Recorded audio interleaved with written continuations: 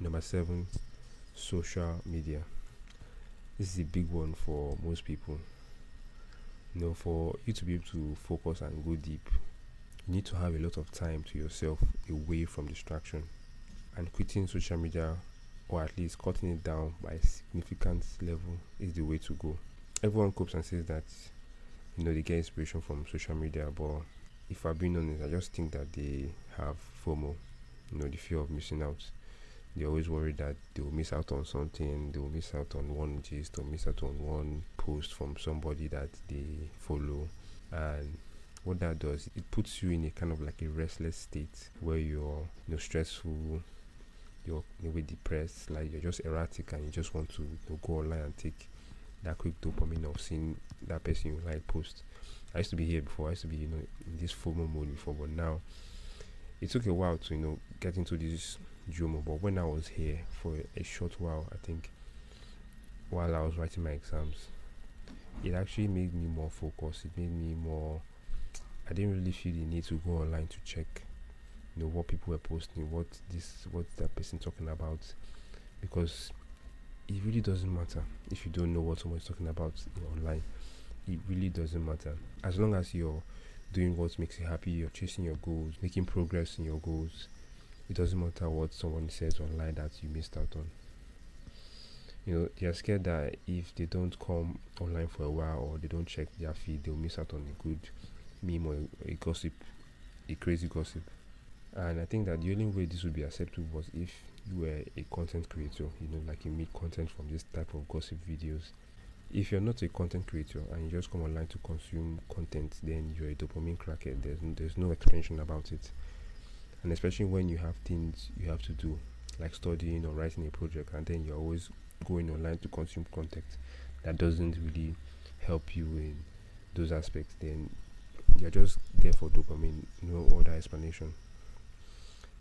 9 out of 10 times, your brain will pick mindless content consumption over studying or writing a project or even making a YouTube video like this, because it's easier. There's no effort just to put it and just watch mindlessly. You have to be wary of these modern day distractions.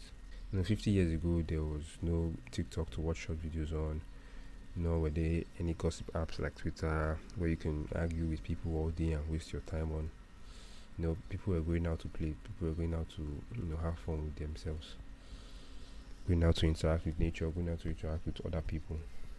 The more time you spend on these apps, the more you train your brain to always sort out for them. The more time you always reach out for them when you're bored, the more time you always click on them when you're bored, the more automatic it becomes that whenever you're bored, you just randomly, like mindlessly, just click on Twitter, click on YouTube, and you wouldn't even know that you're even doing it. Just like a mindless thing now. I think I've noticed sometimes when I'll be bored and then I'll just be scrolling and I'll see YouTube and mindlessly click it, or see WhatsApp and I just mindlessly enter it, because in a way I've trained my brain to always sort out for those apps when I'm bored. And then for the fact that I've leveled up my awareness and I know that this is what I'm doing, I usually restrain from doing it. Or sometimes maybe if I've already clicked into the app and remember, I'm not supposed to be here, and then I turn off my phone and go do something else that is more productive.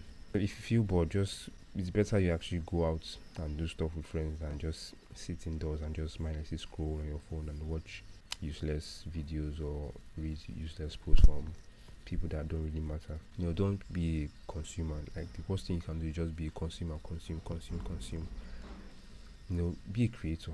Actually look for something that you can create. Look for something that you can use to share value to other people. Produce some kind of value to others. Action rule step 1. You have to mentally ask yourself these questions. Why am I using this service or social media? If I stop using it completely, will it affect me in a negative way?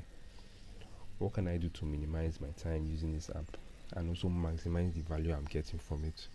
So to answer these questions, I used WhatsApp as a case study for myself.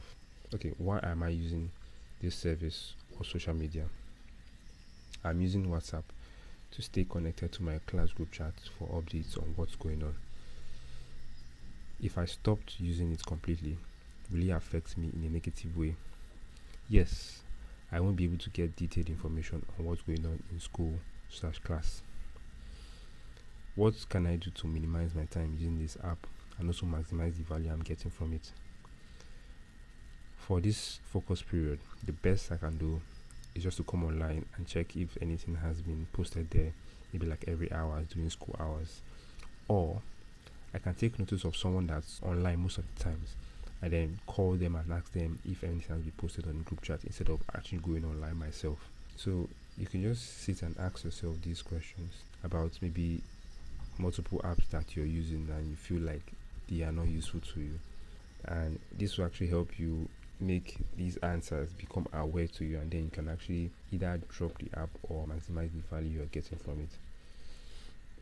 Actionable step 2: set a timer for the social media apps you frequently use so that you become aware when you're using them too much, and then slowly decrease the number of time you spend by reducing the timer. So when, for example, if you're using WhatsApp and then you check that your normal daily usage of WhatsApp is about, let's say, 5 hours, you can actually now start to reduce that by maybe 10 minutes or 20 minutes every day or every week. So if it's 5 hours, you can say, okay, the next day I'm going to reduce it to let's say 4 hours 30 minutes. And then if you can actually go do a lot lower than that, you can go 4 hours, you can go 3 hours, until you reach a point where it's actually reasonable and then you're not actually spending too much time on WhatsApp. So this will help you manage the time you spend on those apps so that you only use them when you really need to.